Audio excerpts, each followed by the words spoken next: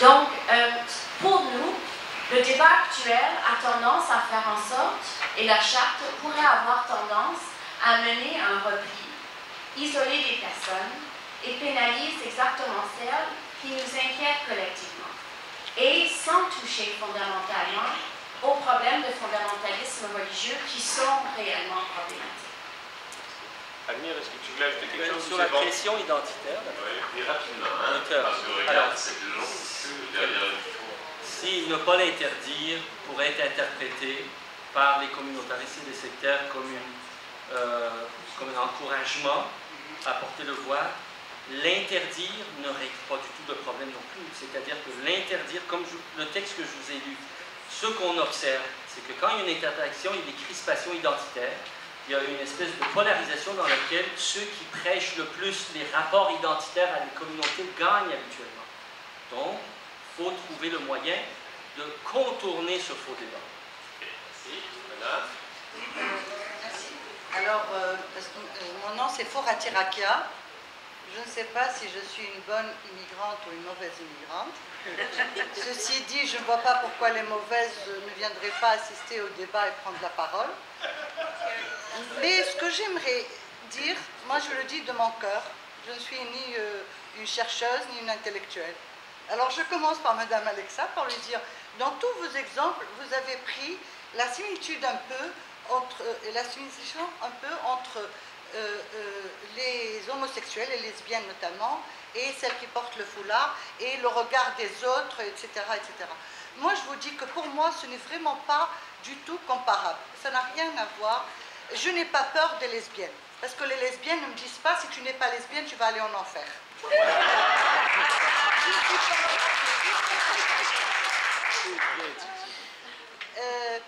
Par contre, et puis ce que véhiculent les homosexuels, ça ne regarde que. Par contre, ce que véhicule le foulard, et d'ailleurs, entre parenthèses, je ne vois pas pourquoi vous faites la différence entre le burqa, le foulard, le niqab, et je ne sais pas, parce que pour moi, il véhicule le même sens, le même message, qui est « je suis un corps tabou, que je dois me cacher pour ne pas déranger monsieur à côté, et que, par conséquent, j'avoue que je suis... donc, ce qu'on dit nous, que je suis pas montrable, voilà, que je ne dois pas être montré. Bon, donc, ceci dit, je pense qu'il faut faire très attention que le foulard, il véhicule un message, et un message qui est très grave, que j'ai vu naître dans 4 pays où j'ai vécu différemment. C'est comme ça qu'on commence à frapper aux petites portes et à mettre ses pieds pour avancer. Monsieur Kadir, quand il parle de la France, il dit est-ce qu'elles sont arrivées à un résultat actuellement? Je vous dis, s'ils ne sont pas arrivés à un résultat actuellement, c'est parce qu'ils n'ont pas fait comme nous. Ils n'ont pas pensé à prévoir, à faire une charte, des lois, des balises préventives avant que le mal s'installe et que le...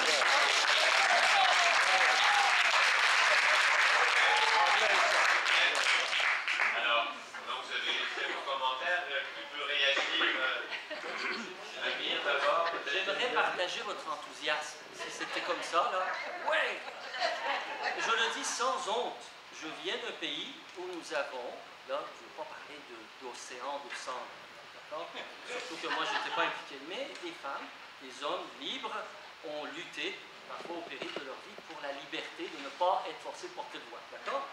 Donc, je comprends votre souci et je partage le fait que, habituellement, c'est un symbole qu'il ne faut pas banaliser.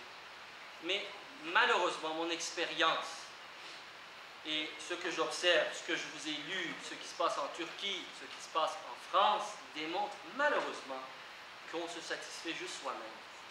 Que malheureusement, quand on fait ça, on donne plus prise aux fondamentalistes.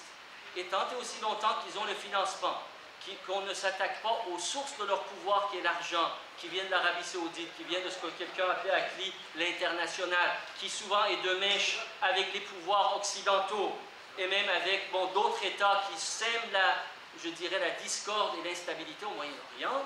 Mais tant qu'on n'aura pas réglé ça, malheureusement, on n'aura pas réglé grand-chose. J'aimerais être aussi enthousiaste que vous, mais je ne suis pas aussi... Je sais pas, Merci Amir, Jamila. quand même pris un certain temps là. Alors, ben oui, mais... En fait,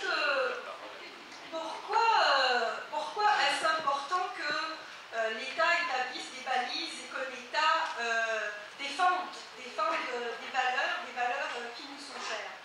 Parce que dans cette concurrence entre les lobbies politico-religieux et l'État, parce que oui, il y a concurrence, parce que les lobbies politico-religieux veulent gangréner, si vous voulez, l'État, eh bien, il y a un rapport de force. Et il est bon, dans l'état actuel des choses, que l'État envoie un message clair à ces lobbies politico-religieux que, précisément, le rapport de force au sein de l'État, eh bien, ils ne l'auront jamais. Et donc, l'État, lorsqu'il envoie ce type de message, eh bien, il participe aussi à renverser le rapport de force dans les communautés culturelles elles-mêmes et dans les communautés religieuses elles-mêmes. Tout à l'heure, lorsqu'on donnait l'exemple de la France, est-ce que ça marche, est-ce que ça ne marche pas? Mais est-ce qu'en Angleterre, ça marche? Est-ce qu'en Angleterre, lorsque les filles portent le niqab et vont à l'école publique anglaise, est-ce que c'est ça le modèle que nous voulons? Est-ce que c'est la liberté de religion? Est-ce que c'est ça l'interprétation de la liberté de religion de cette façon que nous voulons? Eh bien, aujourd'hui, en France, dans les écoles publiques françaises, eh bien, le port de tous les signes religieux est interdit. Je dis que oui, c'est une avancée extraordinaire pour ces jeunes filles, pour ces jeunes femmes qui peuvent échapper, ne serait-ce que pendant les heures d'école, au dictat de leur communauté et au dictat de leur famille, quand cela c'est le cas. Donc oui, je finirai par vous lire donc juste quelques mots et ensuite je vous dirai de qui ils sont. Entre le fort et le faible, entre le riche et le pauvre, entre le maître et le serviteur, c'est la liberté qui opprime et la loi qui affranchit. Henri Lacordaire qui est prêtre. Oui, alors mon nom c'est Luc Lemoine. J'ai été directeur dans une école dans Côte-des-Neiges, 98% multiethnique, 54 pays représentés. Et j'avais dans l'école quelques juifs qui enseignaient avec la kippa et quelques femmes musulmanes qui portaient le voile. Du bout du corridor, n'importe quel parent qui aurait vu mes professeurs avancés ou les employés n'aurait pas vu du bout du corridor qui était juif, mais il aurait vu du bout du corridor qui était musulman.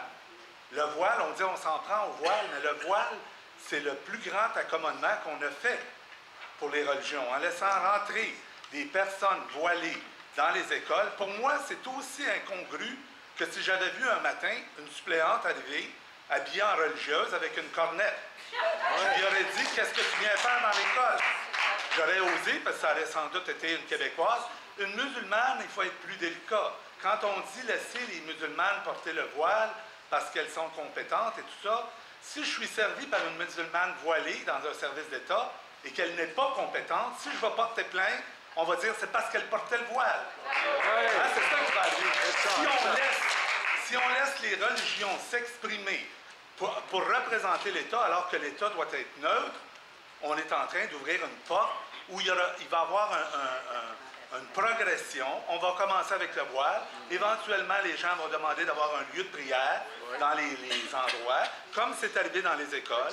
On va demander peut-être que les femmes soient séparées des hommes ou des garçons. Alors, ces choses-là, moi, je l'ai vécu. C'est des exemples concrets que j'ai vécu dans mon école. Je ne parle pas en théorie. Je philosophe pas, là. C'est des situations concrètes. Des enfants de 5 ans, une petite fille qui tombe sans connaissance parce qu'elle porte le voile, on ose lui enlever le voile comme on fait à n'importe qui a trop chaud, on va l'aérer. Le père arrive et dit « Vous n'aviez pas le droit d'enlever le voile à ma petite fille. » On dit « Monsieur, votre petite fille, elle n'est pas pubère. Elle n'a aucun attribut féminin à cacher. Pourquoi porte-t-elle le voile à 5 ans au risque de sa santé? Voir des enfants subir le ramadan, jeûner à longueur de journée. Alors, ils mangent le matin avant de partir de chez eux et ils mangent seulement en fin de journée. Ils arrivent à l'école, ils ne peuvent pas manger de la journée. Nous, on passe les collations, on les fait dîner le midi, les petits-enfants musulmans, on ne leur donnera pas un local séparé, là. Ça sera un accommodement pour compenser pour une décision ou un précepte religieux. Alors, on vit ça dans les écoles. Un professeur musulman qui me dit « j'ai le droit à mon congé ». C'est la fin du ramadan, j'ai le droit à un congé. Je dis « monsieur, vous avez dit que vous n'étiez pas pratiquant. Pourquoi je vous accorderais le congé? Vous êtes supposé aller à la mosquée pour faire vos pratiques religieuses. » Alors moi, non, je ne vous donne pas Mais la commission scolaire lui a accordé parce qu'il s'appelait Mohamed et, bon, il était musulman. Alors, c'est ça qu'il faut. Alors, par rapport à la charte, oui, par rapport à la charte, oui, la charte ne va pas assez loin. Je suis d'accord avec Mme Jamila par rapport, par exemple, au fait qu'on subventionne les écoles privées religieuses. Moi, je recevais des enfants, justement, qui avaient été abîmés dans ces écoles-là, parce qu'on les avait endoctrinés. Ces enfants-là arrivaient avec des problèmes de comportement, des problèmes d'apprentissage, parce qu'on avait insisté davantage sur le Coran que sur l'apprentissage du français et des sciences. Et là, on me disait, j'appelais les directeurs, puis je disais, pourquoi vous m'envoyez cet enfant-là, là? Ah ben vous avez les moyens puis vous allez pouvoir aider cet enfant-là, puis il ne fonctionnait plus dans mon école. Alors moi, comme école publique, je recevais tout ça, j'avais des problèmes qui s'accumulaient, parce qu'on laisse justement les... Mais je veux faire la remarque, deux remarques. Monsieur Kadir a dit hôpital. Oui. Alors, la question c'est est-ce qu'on ne devrait pas donner la liberté aux femmes voilées d'avoir un outil, d'avoir une poignée pour pouvoir dire aidez-moi à me libérer de ce voile-là, se tourner vers leur conjoint, leur famille et dire je ne peux pas porter le voile, je le porterai bien selon mes croyances, mais je ne peux pas le porter parce que l'État me le défend. Et si on interdit le niqab, si on interdit la burqa, on devrait aussi interdire le voile. Parce que celles qui portent le voile et la burqa sont beaucoup plus convaincus que ceux qui portent juste le petit foulard. Merci.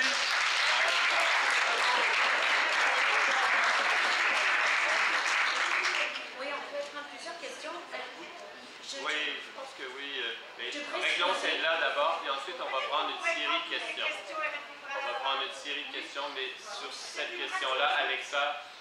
Juste dans un premier temps, de parler du fait que ce serait impossible de dire non parce que la personne s'appelle Mohamed ou parce que franchement, je trouve que vous dépassez une ligne. Ça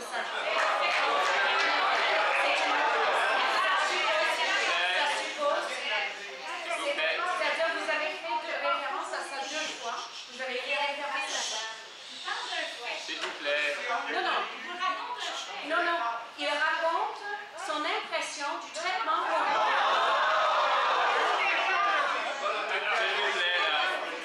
S'il vous plaît. La parole est à Alexa. S'il vous plaît. Allez-y. Alors, est-ce que vous êtes prête à écouter? Oui. Parce que moi,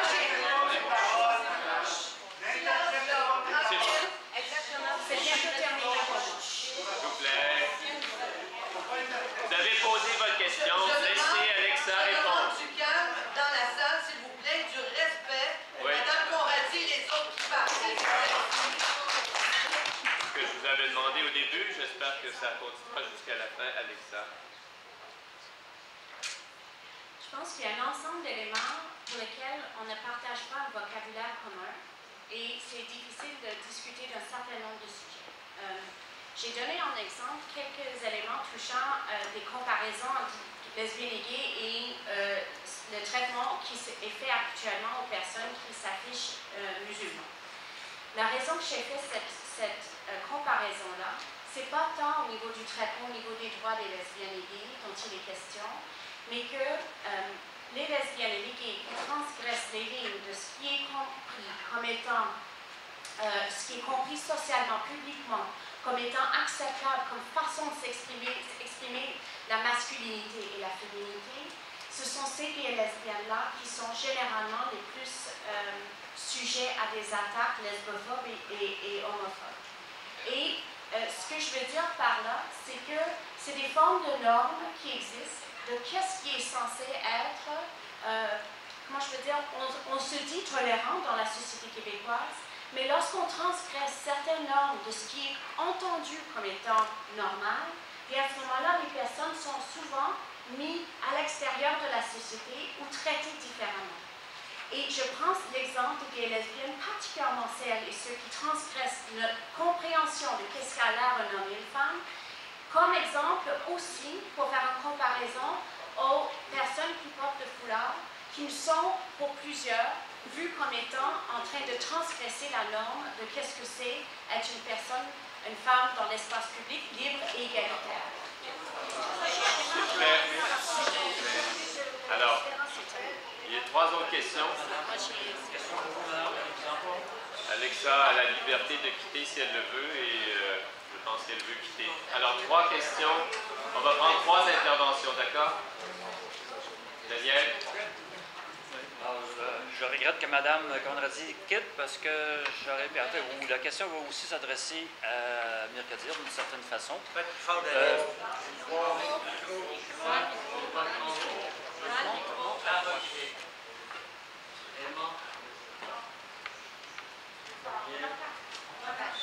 Le micro. Je vais essayer de répondre à la dernière question qui m'a été posée. J'estime qu'il y a un manque de respect de tout le monde à plusieurs reprises, par des hochements. Par des hochements, non, c'est parce que elle est dans une salle hostile où vous avez déjà vos opinions. Elle n'est pas en train de vous convaincre, mais elle comme moi, nous sommes en train de vous exposer comment on voit les choses. Et de voir qu'il y a une telle animosité à notre égard, de voir qu'il y a une telle remise en question de la sincérité de nos propos quand on dit on milite pour la même chose que vous, pour l'égalité homme-femme, pour la laïcité de l'État. On a juste une vision différente de comment il faut procéder. Et là, sans cesse, lorsqu'elle intervient, quelqu'un hoche la tête, là, ça ne marche pas. Bien, Amir, merci. On espère que tu vas rester avec nous parce que je pense que la position que tu défends ne le sera plus si tu n'es plus avec nous. Là. Alors, Daniel et Mireille, d'abord, 2 questions en même temps. Michel, pardon. Oui, un commentaire. En fait, je suis d'accord avec les limites, les critiques qu'on fait à l'égard du projet de loi concernant les limites du projet. Mais, en fait, Mme Conradi en a apporté plusieurs, Amir aussi, mais je ne vois pas pourquoi ces limites seraient aussi des arguments pour refuser ce qui est sur la table. Parce que si le projet incluait tout ce que vous voulez y mettre, y compris d'ailleurs la question des subventions aux écoles privées, la question des prières municipales, si le projet était mur à mur sur la laïcité, il inclurait également ce qui nous est présenté aujourd'hui. Donc, je prends ce qui est sur la table, même si le repas n'est pas complet. La laïcisation, ça va être un long processus. Ça ne se fera pas en une seule opération. Bon, un commentaire sur les critiques qui ne sont pas nécessairement des arguments contre. Et la question des signes religieux. Bon, Mme Conradi a souvent parlé là, que le projet s'en prenait aux religions des minorités, à certains signes et pas à d'autres. Mais c'est pas ça, c'est pas vrai ça. Le projet de loi n'interdit pas les signes religieux de minorité, il interdit les signes religieux ostentatoires. Toutes les religions peuvent s'afficher de façon ostentatoire. Oui. D'ailleurs, la députée de Bourassa-Sauvé a commencé, en tout cas au moins une fois cette semaine ou la semaine dernière, se présentait à l'Assemblée nationale avec une immense crucifix, une croix qu'elle disait auquel elle attachait une valeur émotive. Pourquoi tous les chrétiens ne le feraient pas? Pourquoi les athées ne le feraient pas dans la fonction publique en s'affichant sur un T-shirt, sur un bandeau « Je suis athée » ou les prêtres avec un bandeau avec des diodes qui clignotent? Non. Il faut s'attendre à ça. Donc, c'est pas vrai que ça s'adresse aux minorités. Ça s'adresse à toutes les religions et ce n'est pas qu'aux chrétiens et aux athées d'assumer la laïcité de l'État. Ouais. Il y aura des commentaires, mon commentaire. En fait, Amir nous parlait aussi, en fait, je comprends souvent dans le discours de Québec solidaire et de la Fédération des femmes sur la question de l'égalité qui est compromise par l'interdit des signes religieux. Mais l'inégalité, elle préexiste à l'offre d'emploi. Elle n'est pas créée par l'offre qui dit « voici les critères d'embauche ». L'inégalité est créée par des pratiques religieuses ou culturelles qui sont elles-mêmes inégalitaires. Donc, la loi veut, en fait, contrer ces inégalités. Vous l'attaquez pour dire qu'elle crée des inégalités à l'emploi. Très bien, merci. C'est pas complet dans les... Ajoutez votre question, soyez prêts. M. Kadir parle souvent de la crispation identitaire chez des groupes minoritaires. Je pense qu'il faudrait envisager, malheureusement, j'espère que non, mais toutes mes notions anthropologiques et sociologiques me disent que oui, il y a un problème de crispation identitaire qui s'en vient chez la communauté, la société d'accueil.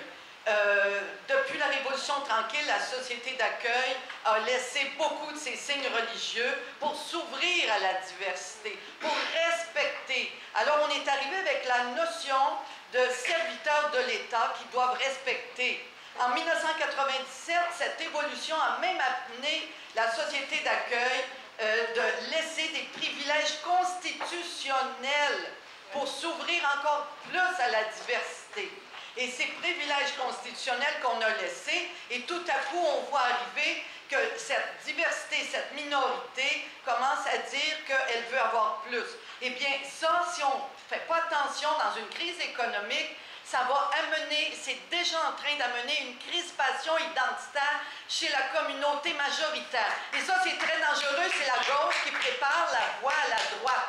Ça, j'arrête pas de dire aux gens de gauche, moi qui en suis une, eh bien, quand est-ce que les oreilles vont s'ouvrir comme il faut pour comprendre que tous les clignotants rouges sont là pour dire que l'extrême droite, actuellement, elle va monter et que ce serait extrême. Les premières victimes, ça va être la communauté maghrébine. Et ça, moi, ça me fait extrêmement peur. Quand est-ce que les gens de la gauche vont réfléchir, non pas majorité-minorité, parler juste de la crispation des minoritaires, mais la crispation des majoritaires qui ne se sentent pas écoutés par Québec solidaire et autres, Bouchard-Taylor, elles vont être récupérées par des populistes qui vont venir leur donner un sens. Ils vont dire c'est les immigrants qu'il faut enlever. Et ça, ce serait extrêmement dommage parce que les Québécois ne sont pas des gens racistes.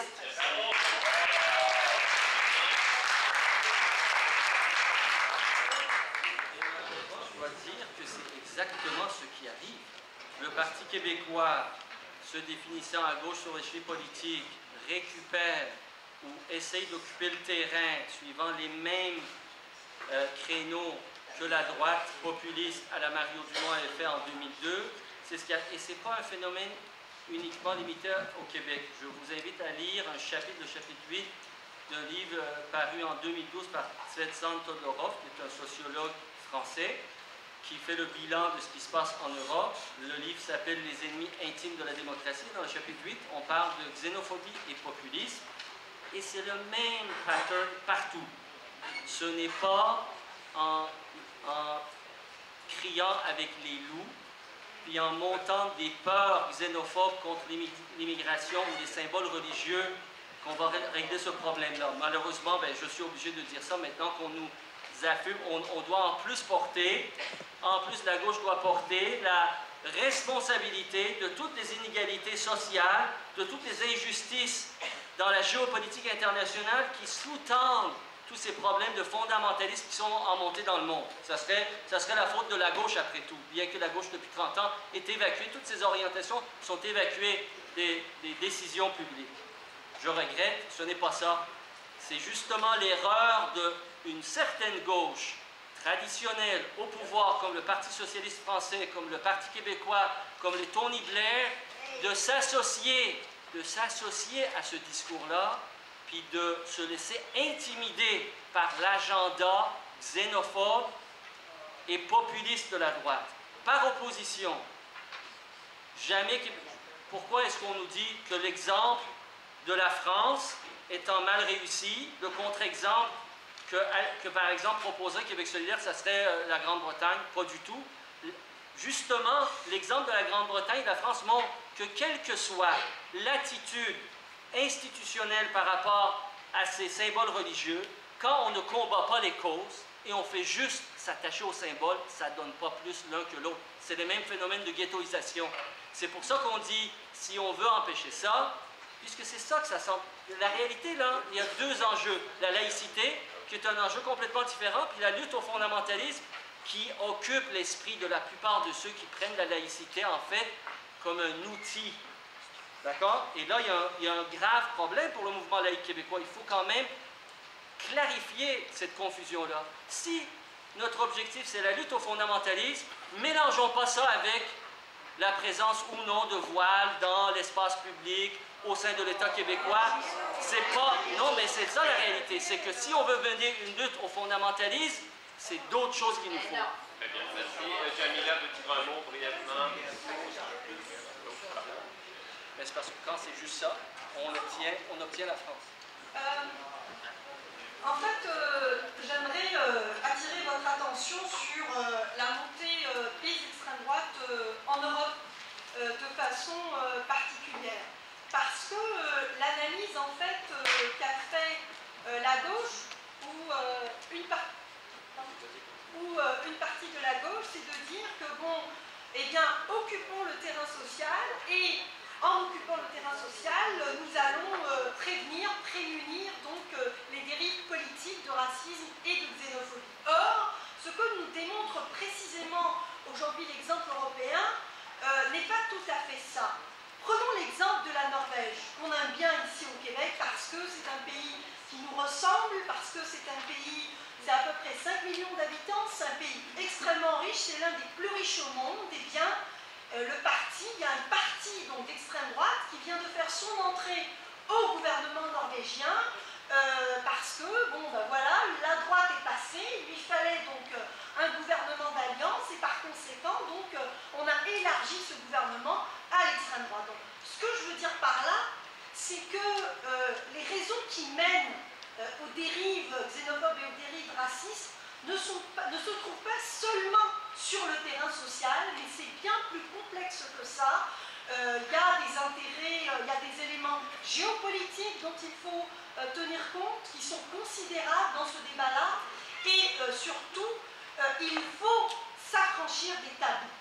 Et l'un des tabous qui existent, les tabous qui existent, vous les connaissez mieux que moi, c'est le débat sur l'immigration, c'est le débat sur l'islam, c'est le débat sur l'islam politique. Tous ces débats-là, eh bien, pendant très longtemps, et jusqu'à maintenant, une partie de la gauche nous empêche de les avoir. Alors moi, je ne dis pas qu'il faut une société québécoise plus fermée, absolument pas. Je dis que le défi que nous avons aujourd'hui en face de nous, c'est nous avons à répondre à la question suivante. Comment vivre dans une société plurielle, dans la diversité et dans le respect de chacun? Moi, je dis, continuons d'être le peuple ouvert que nous sommes. Continuons d'être le peuple généreux que nous sommes. Mais faut-il aussi adopter la lucidité? On a une responsabilité de lucidité par rapport aux nouvelles problématiques, à savoir, par exemple, l'islam politique. Alors, les deux prochaines questions. Allez-y. Alors, mon nom est Maurice Lamotte. Je suis directeur adjoint et directeur pédagogique et enseignant de ECR depuis 3 ans dans une école musulmane. Je suis d'identité, prenons-le comme ça, d'identité catholique, si vous voulez.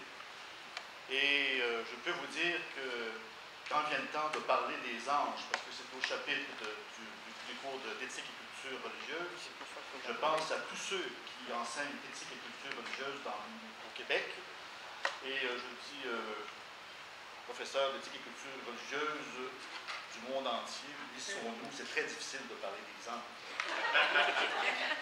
Et j'aimerais aussi dire que je suis probablement parmi les naïfs. Pourtant, j'ai étudié l'interculturalité.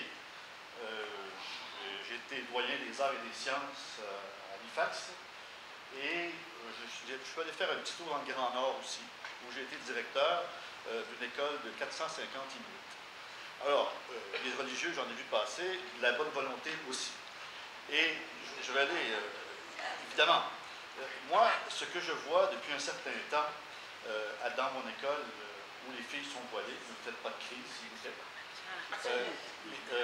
Ce que je vois, ce sont des gens qui craignent tout à coup l'extérieur, ce que je ne voyais pas avant. J'ai vu des blagues qu'on ne faisait pas à l'extérieur. Je les sors, les filles. Elles sont voilées, bien sûr. Et certains leur demandent, mais c'est quoi? C'était 7 femmes, ça? Hein? Non, ce sont 7 étudiantes. Ce ne sont pas 7 mes femmes. Et des regards obliques. aussi, qui sont multipliés. Évidemment, on le sait, je ne vais pas m'étendre là-dessus, on sait qu'il arrive parfois que le climat soit un peu plus délétère qu'avant. Mais le Québec n'est pas pire que les autres là-dessus, je ne crois pas. Je suis... alors, moi, la question que je pose, c'est, au fond, est-ce que je suis naïf en envoyant, par exemple, mes musulmanes voilées aller voir les belles-sœurs? Est-ce que ils reviennent, elles sont bien contentes, elles sont heureuses. Les gens les voient et puis ça donne une autre image. Ça, je peux vous le dire. Évidemment, est-ce que je suis tout seul là-dedans? Je ne crois pas. On a parlé d'un Québec ouvert. Je suis québécois, je suis ouvert. Et j'espère que je ne suis pas naïf. Moi, j'ai eu des discussions avec le directeur en titre. Je ne suis quand même que le directeur adjoint. Avec le directeur en titre sur le fait que peut-être qu'on pourrait enlever le voile. Et ça, c'est avant la charte de valeurs. Est-ce qu'on pourrait l'enlever le voile? Et on avait toutes ces discussions-là, on allait le faire. Mais depuis le dépôt de la charte, il y a eu une crispation et le débat est maintenant retiré de la table. Et, alors, écoutez, j'enseigne toujours ECR, je vais terminer là-dessus. J'enseigne toujours ECR et c'est écrit, le titre du livre, c'est Vivre ensemble. Alors, oui, voilà, et là-dedans, il est question de charte des valeurs. Vous le savez, monsieur le directeur. La question, c'est suis-je naïf de penser, je la répète depuis tantôt, suis-je naïf de penser qu'on pourrait vivre ensemble selon le livre de ECR qui est en face de moi? Est-ce possible de vivre ensemble lorsque. Voilà, vous voyez un peu ce que j'ai dit. Voilà. Merci. Alors, prochaine intervention. Guy de Rudy. Je suis le fondateur et président du service d'aide et de liaison pour l'immigrant à la Maisonnée. J'ai enseigné à l'Université de Montréal l'interculturalisme et depuis 12 ans.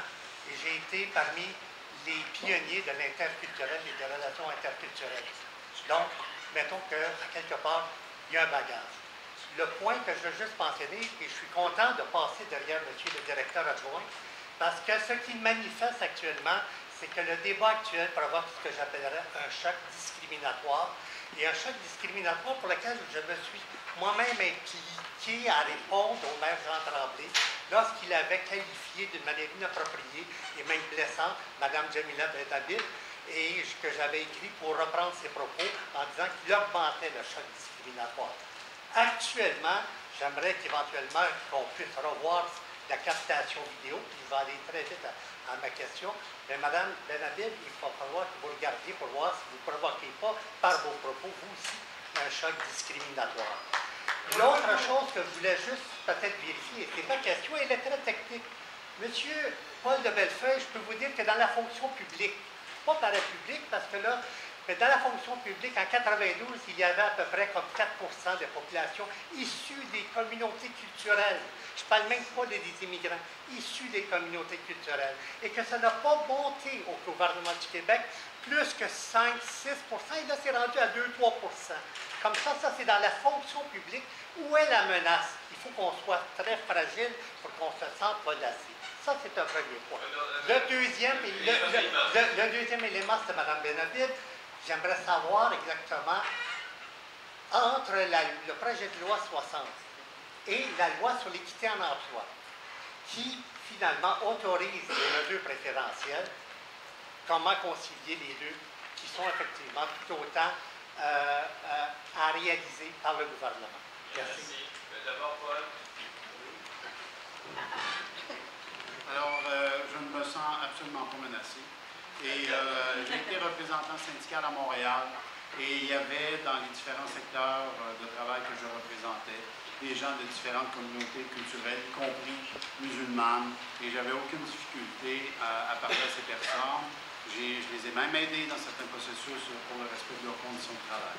Alors je pense que la question, c'est pas de savoir, c'est pas de dire se sent-on comme Québécois, Québécoises dits de souche menacés.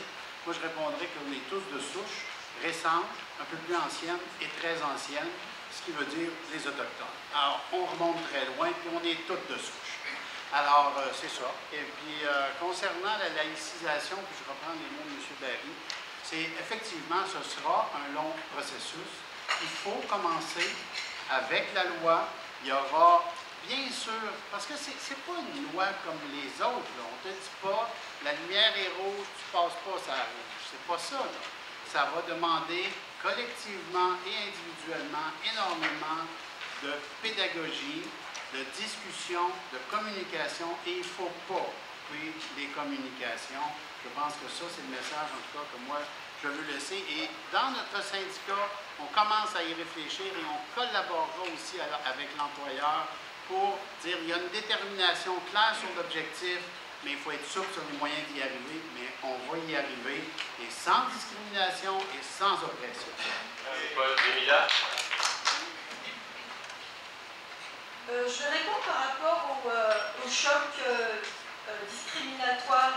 En réalité, vous savez, quand j'ai écrit ce livre, Ma vie à contre-courant, que j'ai publié en 2009, je l'ai fait en fait pour jeter un pavé dans la mare. Vous savez, il y avait au Québec une certaine unanimité, disons-le comme ça, à l'égard de ce rapport Bouchard-Taylor.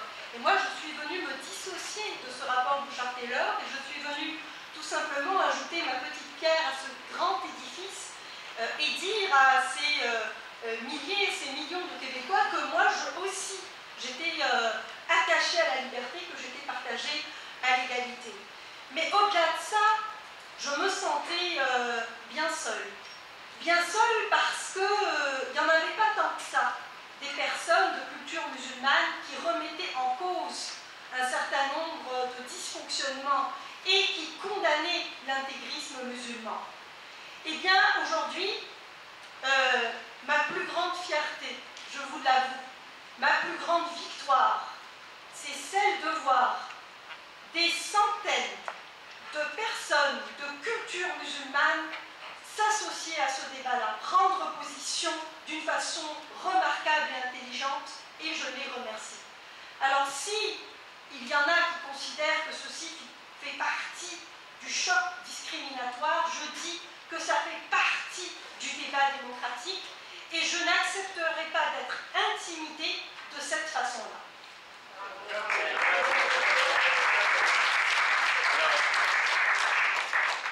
Il est 5h10, je me place sous l'autorité des organisatrices, malgré le fait qu'il y a quand même encore beaucoup de personnes. Il y a eu l'occasion de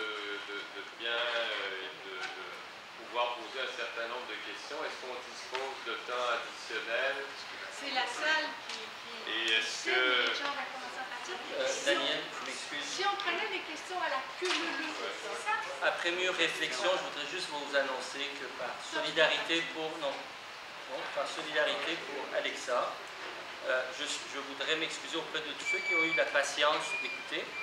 Je voudrais poser ce geste aussi pour emmener ceux qui ont eu moins de patience dans l'écoute à la réflexion. Je pense que nous avons défendu un certain nombre de positions, mais permettez-moi, par solidarité avec Alexa et la Fédération des femmes qui mène une lutte qui est très difficile dans une société où le féminisme n'est pas encore tout à fait accepté. Je ne dis pas que c'est votre cas, mais je dis le combat pour le féminisme dans toutes ses dimensions, dans toute sa diversité, est excessivement difficile à mener. Et par solidarité, je prends congé de votre audience. Merci. Je pense, Amir, que tu n'es pas à la hauteur de ce que tu as déjà été, Amir. Alors, je remercie Amir. Très décevant, Amir.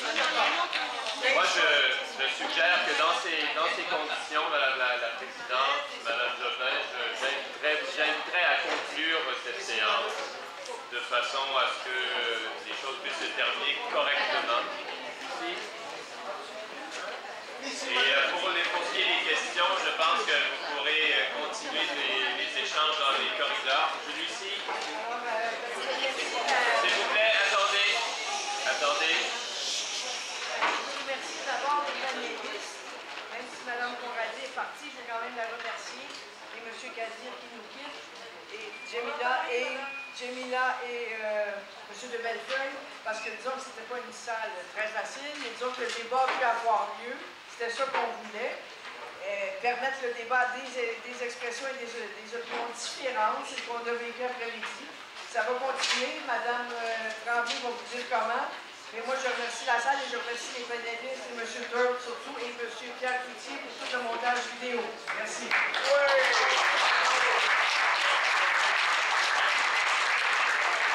Alors, merci. Merci à tout le monde de vous être déplacés. Ce qu'on souhaite faire, c'est établir un dialogue citoyen. C'est-à-dire se donner le temps de réfléchir, se donner le temps de dialoguer. À l'Observatoire québécois de la démocratie, dans la foulée de la commission Bouchard-Taylor, on s'était dit on trouve que ce n'est pas assez démocratique. Parce qu'un vrai débat démocratique, c'est avoir le temps d'entendre la diversité des points de vue et de pouvoir se répondre les uns les autres. Parler à la queue leu ou juste une série de conférences, j'appelle pas ça un dialogue. Un dialogue, ça se réalise quand on s'écoute et quand, avec la compréhension meilleure de l'autre, on change. C'est une rencontre. Ça ne veut pas dire qu'on cède du terrain. Ça veut dire que tout le monde, ensemble, va plus loin. Rappelez-vous le débat. Beaucoup de choses tournent autour du débat sur le foulard. Rappelez-vous, ce débat-là, il y a 3 ans, on n'était pas où on est maintenant. Parce qu'à force de parler, à force de s'écouter, on devient plus intelligent. On appelle ça l'intelligence citoyenne. L'intelligence citoyenne, ça veut dire qu'ensemble, on peut résoudre des problèmes fort complexes. On se rend compte que le problème, ça dépasse, et de loin, la question de la charte.